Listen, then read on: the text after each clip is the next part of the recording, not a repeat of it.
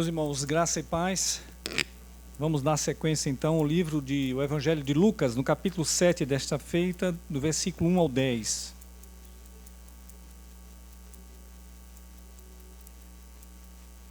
Evangelho de Lucas, capítulo 7, do versículo 1 ao 10.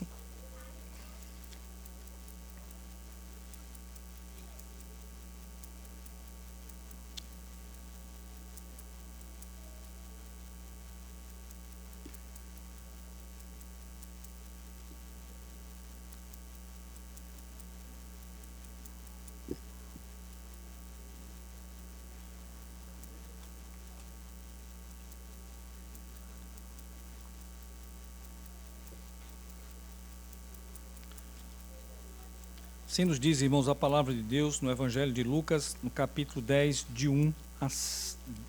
capítulo 7, de 1 a 10.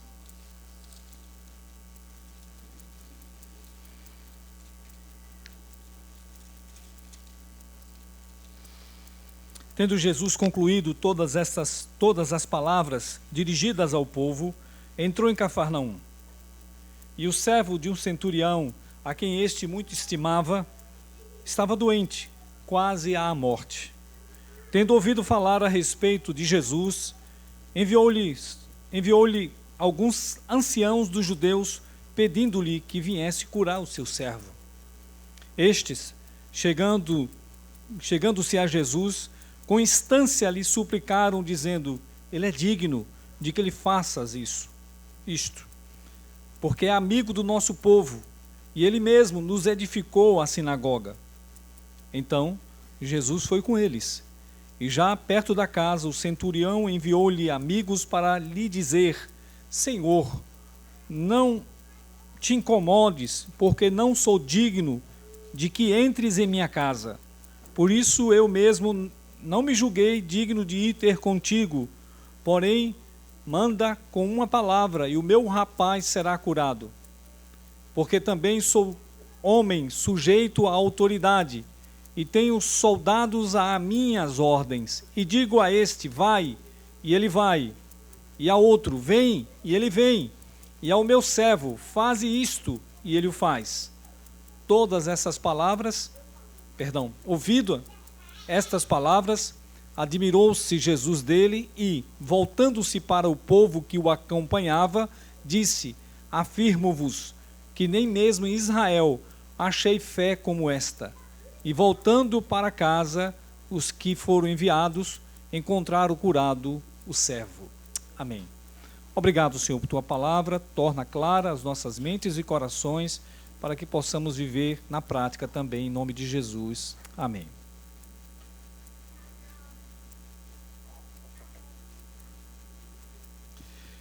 Meus irmãos, acabamos de ver até aqui, na sequência, no capítulo 6, o sermão que Mateus é conhecido como sermão da montanha, aqui é conhecido em Lucas como o sermão da planície, foi assim que Lucas designa. Ele é bem mais resumido e também tem alguns acréscimos em relação ao que Mateus nos apresenta. Mas agora Lucas, depois de apresentar o sermão da planície, ele dá um exemplo de alguém que pôs em prática a fé no Senhor. Alguém que teve uma fé que foi até admirada pelo próprio Senhor, elogiada pelo próprio Senhor. Tanto em Mateus quanto em Lucas, a expressão admirou-se Jesus da fé do centurião, e por isso nós, nessa noite, queremos meditar sobre o tema uma fé admirável. Em primeiro lugar, uma fé admirável, do verso 1 ao verso 3, que intercede pelo próximo. Está aí no versículo 1 ao 3, por favor, acompanhe, põe seus olhos aí no texto, nós vamos comentar acerca dele. Primeiro, veja que o texto de Lucas nos diz que Jesus concluiu todas as suas palavras. Que palavra? O sermão da planície, que está acima, que foi dirigido ao povo. E ele entrou em Cafarnaum. Cafarnaum era o lugar que ele morava. Antes ele morava em Nazaré, mas ele fora expulso de Nazaré, lembra? Ele foi expulso porque os moradores, inclusive, quiseram jogar ele de um despenhadeiro abaixo, depois que ele pregou aquele sermão, lendo Isaías 61, dizendo: hoje essa palavra se cumpriu. E o pessoal ficou indignado com ele, porque também Jesus disse, olha, que tinha muitos leprosos em Israel, e nenhum deles foi curado, senão Sírio, Naamã. E também muitas viúvas em Israel, e nenhuma delas foi atendida, senão a viúva de Sarepta. Então, por conta disso, o pessoal ficou irado com Jesus e quiseram jogar ele despenhadeiro abaixo. Mas ele saiu por entre o povo, pois não era chegada a sua hora de partir e de ser morto. E ele foi morar em Cafarnaum, a gente vai ver muito. Então ele vai para Cafarnaum. E em Cafarnaum era um posto avançado, tinha um posto avançado dos romanos. E lá tinha uma centúria, né? Um homem que comandava um grupo de 100, poderia ser mais um pouco ou menos um pouco, mas normalmente 100. E este era um oficial importante do exército romano. E veja que aqui nós temos, na vida desse centurião, um exemplo claro de alguém que vai pôr em prática a palavra do Senhor, experimentar não só o poder da palavra, de ouvir, mas também o poder da palavra do Senhor, que domina sobre tudo. Ele é Senhor de tudo, ele pode fazer o que quiser. E aí Lucas nos apresenta esse exemplo, está no versículo 2. Veja que esse homem era um centurião e ele tinha um servo que ele muito estimava, que estava doente, quase à morte, nos diz Lucas. Veja que o centurião era um homem até de certa piedade, e ele estava preocupado com um servo seu, alguém que era, na palavra de alguns comentaristas, apenas um instrumento vivo. Era como se fosse uma ferramenta viva, e você poderia descartar, matar, fazer o que quiser. No entanto, este homem tinha um interesse por aquele servo, muito o estimava, diz aqui, ele estava doente quase à morte. O texto correlato de Mateus nos informa, em Mateus 8, versos 6 e 7, diz assim, que ele diz que o meu criado jaz em casa, falando para Jesus, de cama, paralítico, sofrendo horrivelmente.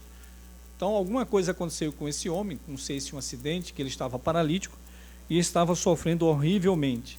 E ao falar isso, nos diz Mateus que Jesus se dispôs a ir curar, diante deste recado que o centurião mandou.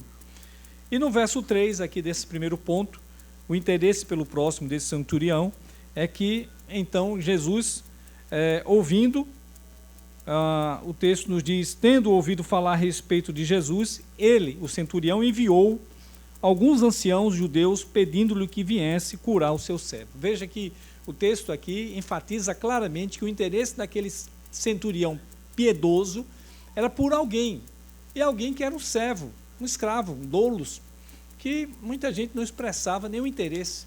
Era como uma ferramenta que poderia simplesmente deixar de existir, quebrar e você jogar para lá. Mas esse homem tinha um interesse por aquele servo, tanto que, ao saber sobre Jesus, ele intercede junto a Jesus, pedindo aos anciãos, que o respeitava muito, respeitava um centurião, o que era algo extraordinário. Os judeus tinham uma rixa grande contra os romanos que o dominava naquela época. Ainda mais um oficial romano que era para estar mais irado contra ele ainda. No entanto, esse homem foi admirado e foi respeitado pelos judeus, tanto que os anciãos dos judeus foram lá pedir a Jesus por ele, pelo pedido dele, que não era para si, era para um servo que estava muito enfermo, quase à morte. Então, veja que o autor aqui, Lucas, ele se interessa muito pela inclusão dos gentios como um centurião, porque Jesus veio prioritariamente para os judeus, mas não exclusivamente para os judeus. Ele veio para todo mundo, para que todos conhecessem que ele é o Salvador do mundo. Ele veio para a luz como gentios. E aqui Lucas, que é o único autor gentil da Bíblia, de toda a Bíblia, Lucas é o único autor gentil. Ele é um sírio da Antioquia, um médico. E ele escreve baseado certamente nos relatos que ele prescrutou junto a Maria. Por isso que ele tem as histórias iniciais do nascimento de Jesus, do que aconteceu, do que Maria vivenciou, do próprio Zacarias, que não era mais vivo, né? Mas na época que Lucas estava, Maria ainda viva. Então ele pode tirar de Maria as informações preciosas que compôs o seu evangelho. E esse homem, Lucas, o médico amado, historiador, deixou para nós histórias preciosas, para nós que somos brasileiros, sobretudo, não somos judeus etnicamente falando, mostrando que o plano de Deus para a salvação da humanidade não seria exclusivo para o povo étnico dos judeus. Pelo contrário, Abraão é o pai da fé, por isso que nele seriam abençoadas todas as famílias da terra, todas as nações seriam abençoadas junto com o pai da fé, Abraão. E esse momento tinha chegado. Jesus, inclusive, estava pregando a um centurião, ou aliás, estava atendendo, iria atender um centurião, que um homem piedoso, inclusive.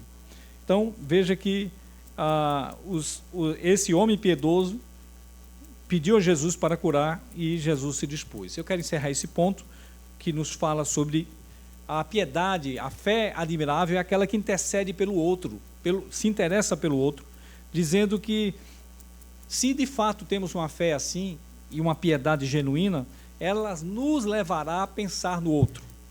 E uma das coisas muito importantes que você pode fazer pelo outro é orar. Você já pensou nisso? A gente pode acudir, sim, com materiais, com bens, mas orar é extremamente importante. Começa, inclusive, pela oração. Claro que você não pode dizer como Tiago, vai-te em paz, Deus te abençoe, se você sabe da necessidade do outro, precisa atender. Mas tudo começa com a oração, é muito importante. A gente hoje acessa Jesus para interceder pelo nosso próximo. E a intercessão é uma ferramenta importante que o Senhor dá à igreja para que a gente possa interceder pelas pessoas que amamos. Bom, segundo exemplo aí de uma fé admirável desse centurião, está nos versos 4 e 5, que é o segundo ponto. Ele promove a religião. Veja aí, versos 4 e 5. Nos diz aí o texto do versículo 4, que estes, os anciãos, chegando-se a Jesus, com instância, suplicaram. Eles suplicaram com instância, ó Jesus, vá lá atender esse centurião. Por uma razão, dizendo, olha o verso 4, ainda, o final, ele é digno que lhe faças isto. Essa dignidade está na relação de homem para homem, né? Não na relação de Deus, como a gente vai ver à frente. Mas veja, os próprios judeus anciãos tinham uma admiração muito grande por esse ancião, porque ele tinha uma dignidade para com eles. E isso está explicado no versículo 5, porque ele é amigo do nosso povo, mesmo sendo uma autoridade representativa do governo romano, ele tinha um carinho, um cuidado com o povo judeu. E ele mesmo edificou a sinagoga. Então acredita-se que esse centurião era um exemplo de um homem piedoso. Talvez tenha já lido todo o Velho Testamento, porque na sinagoga era para isso, estudava-se a palavra de Deus.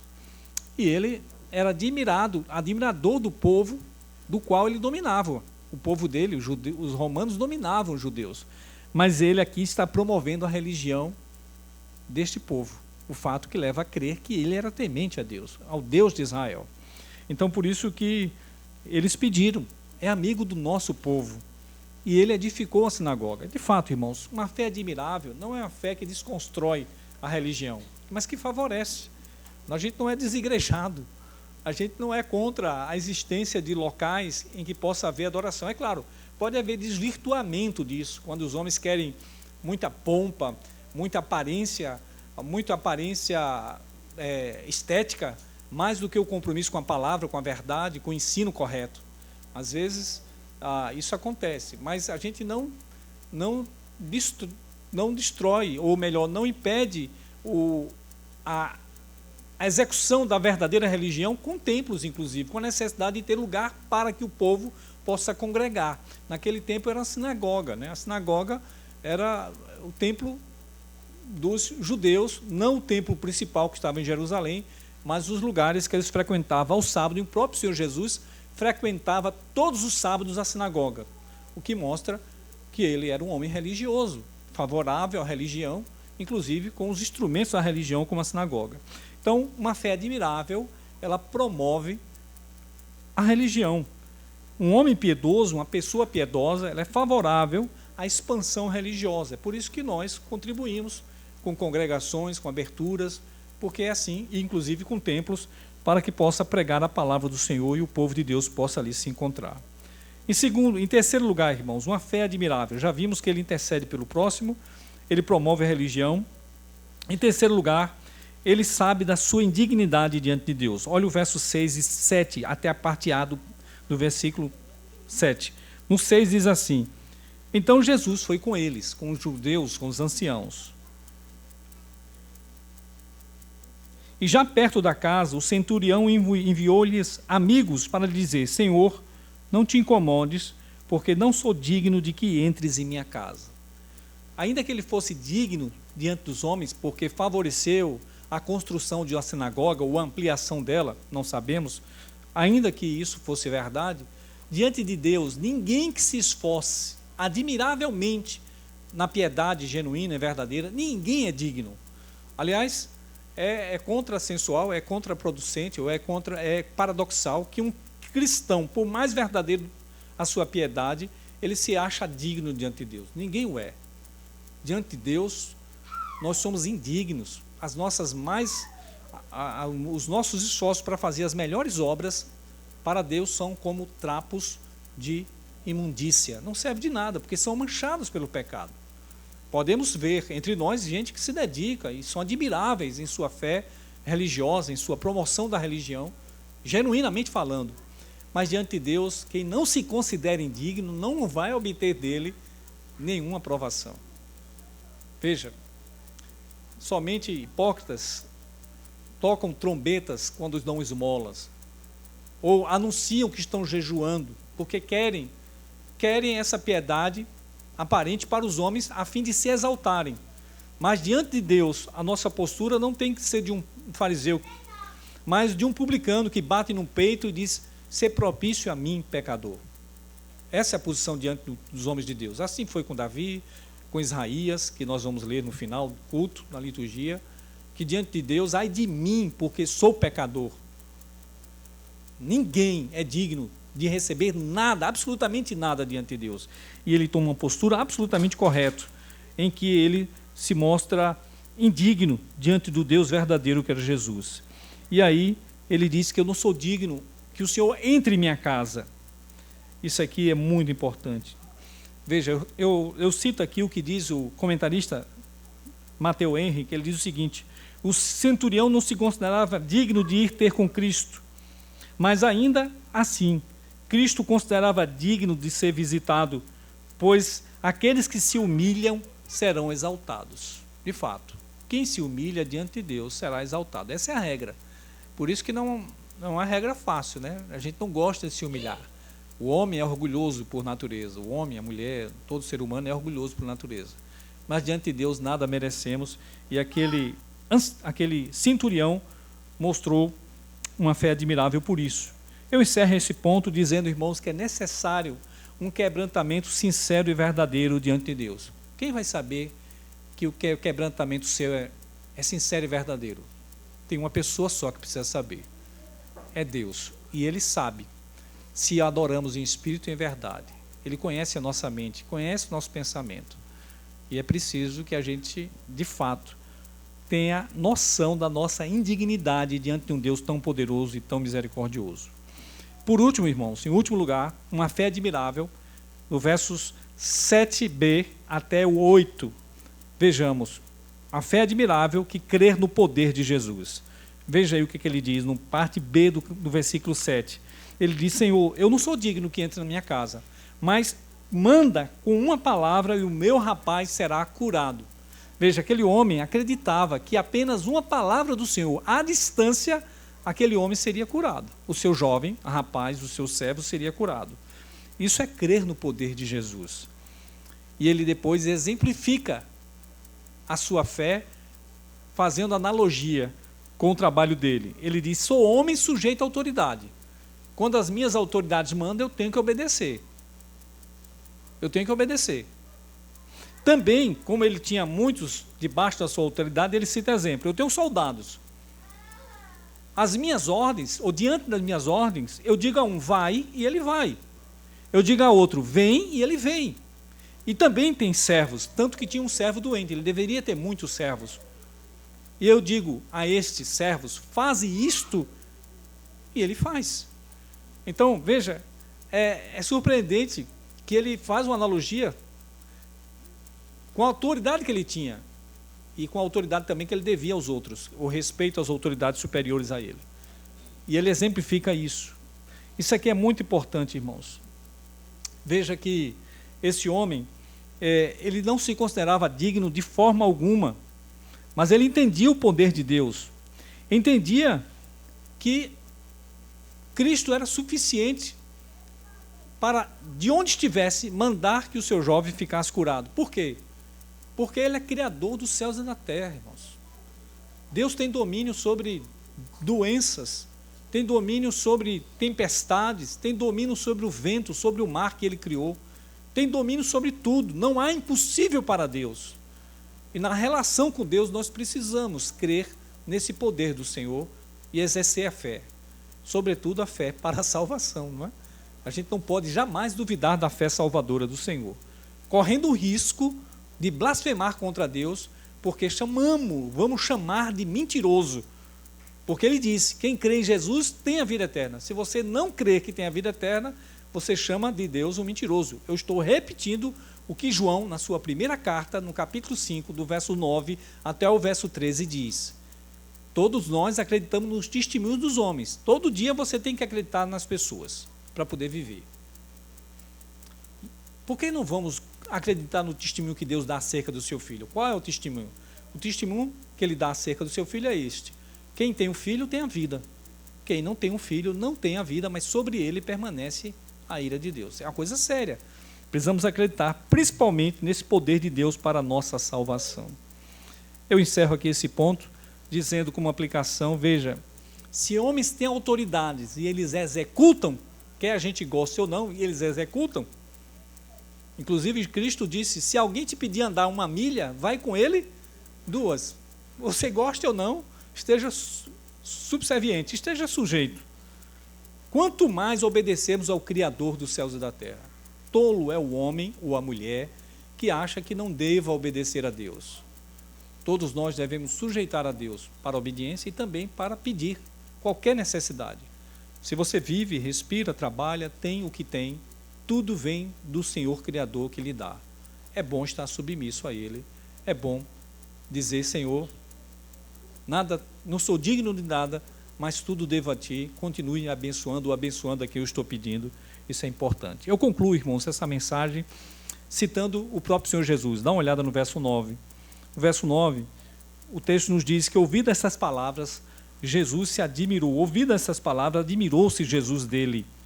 E voltando para o povo que o acompanhava, disse, afirmo que nem mesmo em Israel achei fé como essa. O povo que foi treinado para ter fé, Israel, o povo de Deus, o povo de Jesus, Jesus não achou fé como essa. E Jesus traz, além de admirar, traz um elogio àquele centurião. O que é notável, né? O que é maravilhoso. Veja, a passagem correlata de Mateus vai adiante. Eu repito aqui para vocês, Mateus 8, do 11 ao 13. Preste atenção o que Mateus nos acrescenta. Digo-vos que muitos virão do Oriente e do Ocidente e tomarão lugares à mesa com Abraão, Isaque e Jacó no reino de Deus. Está vendo aqui que coisa maravilhosa? A doutrina da aliança, inclusive, presente aqui. Centurião como esses farão parte do povo de Deus, o Israel de Deus, os judeus pela fé, porque são filhos da fé de Abraão. Tomarão assento à mesa com Abraão, com Isaque e Jacó. Uma pausa aqui. Nós vamos celebrar a comunhão que temos com Cristo, o perdão dos seus pecados. Mas vamos celebrar também o desejo de participar com Ele da ceia, efetivamente nos céus, no novo céu e nova terra, quando estiver com Ele. A Bíblia nos fala que o povo de Deus está sendo preparado para as bodas do Cordeiro, para uma grande festa. Não tem festa comparada com aquela que nós estamos esperando ver. Por isso que nós celebramos a ceia do Senhor. Lucas 22, quando Cristo instruiu sobre a ceia, nos falou sobre uma ceia que ainda há de vir, que é a ceia com Ele, em que participaremos com os heróis da fé. Você já pensou a oportunidade de sentar junto com Abraão, Isaque e Jacó, estar com eles e poder participar da comunhão dos salvos em Cristo Jesus? Que coisa maravilhosa, que expectativa maravilhosa. Seguindo ainda em Lucas 8, 12, Jesus diz assim, ao passo que os filhos do reino serão lançados para fora nas trevas, e ali haverá choro e ranger de dentes. Aqui Jesus estava falando de judeus, que eram filhos do reino, se diziam filhos do reino, mas não criam como este centurião cria. E aí o verso 13 de Mateus 8 encerra dizendo assim: então disse Jesus ao centurião: vai-te e seja feito conforme a tua fé. E naquela mesma hora o servo foi curado. Gente, isso aqui tem um peso implicativo contra Cafarnaum impressionante. Por quê? Além de Nazaré, Jesus mudou-se para, além de vivenciar um tempo em Cafarnaum, ou em Nazaré, Jesus teve que morar em Cafarnaum, por causa da rejeição dos nazarenos a ele. E ele fez muitos sinais, ele fez sinais. Tanto que ele mesmo disse que se em Sodoma e Gomorra tivesse operado os sinais que se fizeram em Cafarnaum, talvez eles se converteriam. Mas que, ai de ti, Cafarnaum, porque não atenderam para os feitos do Senhor. É muito sério o elogio de Jesus àquele homem. É muito importante que tenhamos a mesma fé. Permita-me dizer o que diz um comentarista chamado Fritz Heinicke. Ele diz o seguinte: ainda que diversos outros aspectos no oficial gentil, que é o centurião, fossem dignos de elogio, como exemplo, o amável cuidado com o escravo, foi o ponto 1, o seu amor por Israel, por isso promoveu a sinagoga, a modéstia incomum para um romano, que disse que era indigno de receber o Senhor, e essa comedida reserva, Jesus elogia, antes de tudo, única e exclusivamente, sua grande fé. De fato, o texto nos fala, o texto de Lucas nos mostra a sua benevolência para com um criado, ele não precisava ter, mas ele o amava, não queria ver ele sofrendo, por isso pediu.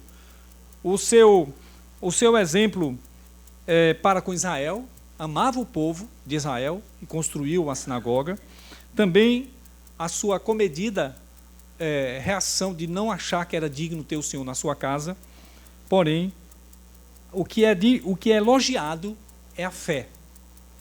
Jesus elogia a fé. O texto nos fala de todos estes pontos que nós pregamos, mas a fé dele é elogiada. Por isso também, irmãos, é importante dizer que o texto de Lucas vai nos mostrar Jesus entrando em muitas casas, fariseus, por exemplo, mas não entrou no coração do fariseu. Nós vamos ter à frente Simão, um fariseu, que recebeu Jesus em casa, não deu ósculo santo, não deu óleo para ungir, não lavou os seus pés, veio uma prostituta por trás dos pés de Jesus, com lágrimas, lavou os pés de Jesus, com os cabelos enxugou e também ungiu os pés de Jesus. Jesus entrou na casa de Simão, mas não entrou no coração. Jesus não entrou na casa desse centurião, mas entrou no coração dele. Isso que importa. Será que Jesus está no nosso coração? A gente está pedindo para Jesus entrar em nossa casa. Senhor, todos os dias podemos abençoar o pão. Abençoa o pão que me deste. Obrigado porque eu vou dormir. Certamente amanhã eu vou levantar por tua graça. É preciso que ele esteja em nosso coração de fato e de verdade. O verso 10 nos mostra que quando voltaram para casa, os enviados, já encontraram o servo recuperado. Porque a palavra do Senhor é de fato autoritativa e poderosa, aquele homem que teve essa fé e experimentou. Que aplicação podemos ter aqui, irmãos? Primeiro, nossa vida religiosa tem nos levado a pensar no outro. Você pensa no outro ou só está pensando em si? Suas orações são voltadas para você mesmo ou tem muita gente que você intercede pela salvação em primeiro lugar dessas pessoas? E pelas necessidades, para que cure. Quando a gente tem muita oração voltada para nós, isso pode ser um indicador que a nossa piedade não é muito aquela bíblica, né? A gente tem que pensar no outro, interceder pelos outros. Esse centurião mostrava isso. Segundo lugar, segunda pergunta para aplicação. Nós somos favoráveis à religião? Temos ajudado a promoção da verdadeira religião? Não a denominação presbiteriana. Isso é tolice, a gente não é devoto de presbiterianismo. somos devotos do cristianismo. E promover o cristianismo com igrejas sérias é o nosso alvo, não a denominação.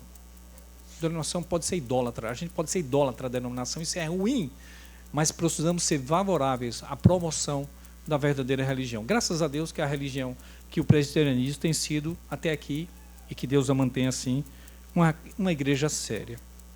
Então, que sejamos favoráveis à causa religiosa como aquele centurião. Terceira aplicação. Nós achamos que somos dignos diante de Deus para receber alguma coisa? Ou pedimos com total humildade, Senhor, nada mereço, mas se for a tua vontade, cura isso, aquilo, abençoe a necessidade. Tem gente que tem a ousadia de dizer, eu determino. Meu Deus, essas pessoas não conhecem a palavra do Senhor. Quem somos nós para determinar alguma coisa diante do Criador? Não temos dignidade alguma. Alguma. Teologia bíblica é clara, mostrando que Deus não tem que sequer que dar nenhum favor a ninguém. O que nós merecemos, na verdade, é o inferno. Mas Deus graciosamente nos atende. Então, em nome de Jesus, que possamos reconhecer que somos indignos e podemos pedir a Ele, mesmo somos indignos, e Ele vai nos atender. Quem se humilhar será exaltado. Quarto, aplicação. Nós cremos no poder de Deus para curar ou para tratar tudo que necessitamos, ou a gente só tem uma fé para a salvação? Claro que a fé para a salvação é a principal. Mas você tem intercedido pelas causas, que às vezes a gente pode dizer assim, não, estou salvo, está tudo bem, isso aí que é importante. Mas por que não interceder por outras causas? Pedir para Deus interceder. Você tem experimentado o poder da oração em sua vida? Por exemplo, para deixar de pecar? Esse é um poder importante. Interceder, inclusive pessoalmente, familiarmente e congregacionalmente. Aqui nós temos um exemplo muito bom. Eu sou um fã da SAF que ora. Eu estou há 24 anos nessa igreja. São 24 anos que a SAF vem intercedendo pelo menos 1 hora, 2 horas e meia por semana, na quinta-feira pela manhã, pela igreja. Sem cessar. Eu acho que certamente é o trabalho da igreja que menos tem imprevisibilidade. Não vai ter. A quinta-feira pela manhã é difícil. Eu não me lembro qual foi a quinta que não teve. Eu me lembro muitas quintas que eu não participei.